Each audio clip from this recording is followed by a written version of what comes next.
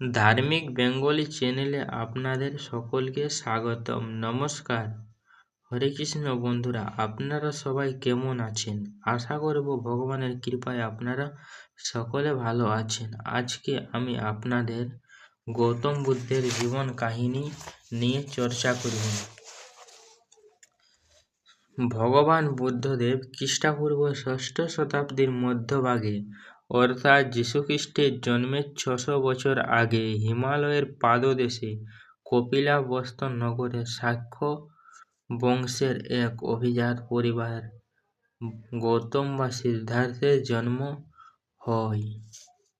অর্থাৎ আজ থেকে প্রায় 2500 বছর পূর্বে গৌতম বুদ্ধ জন্মগ্রহণ করেছিলেন হিমালয়ে পাদদেশে কপিলাবস্তের এক নগরে। তিনি রাজবংশের পরিবার থেকে ছিলেন এবং তার পিতার নাম ছিলেন শুদ্ধোধন ও তার মাতার নাম ছিলেন মায়া দেবী।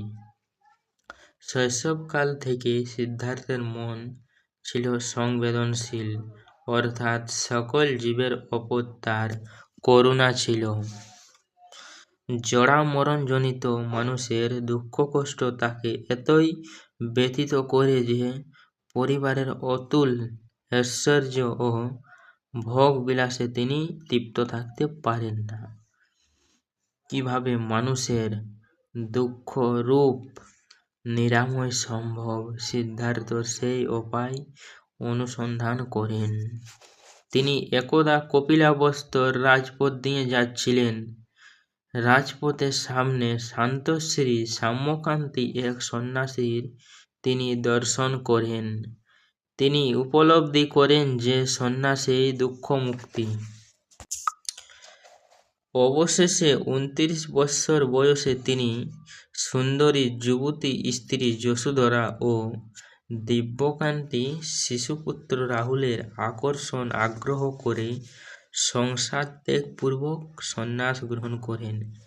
তিনি রাজপরিবার থেকে রাজার ছেলে হয়ে তিনি বিয়ে করেন এবং তার স্ত্রীর নাম যশোধরা ও তার এক পুত্র সন্তানও হয়েছিলেন।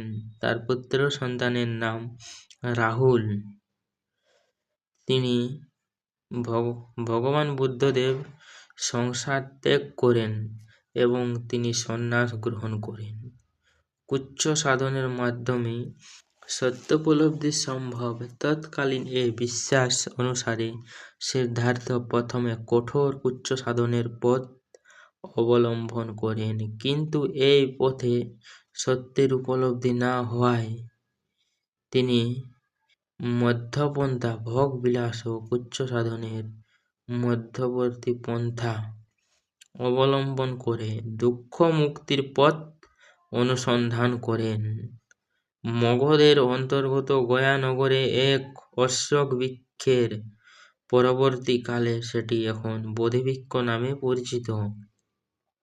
সেখানে তার নিচে তিনি ধ্যানরত অবস্থায় একদা তার সত্যোপলব্ধি হয়।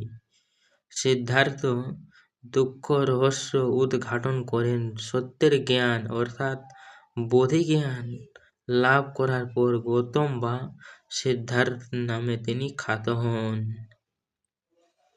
বৌদ্ধ বা সাম্য জ্ঞানের আলোকে বুদ্ধের কাছে 4টি মহান সত্য আর্য ষষ্ঠ চতুষ্টয় উদ্ভাসিত হয়: দুঃখ, সমুদয়, নিরোধ ও মার্গ।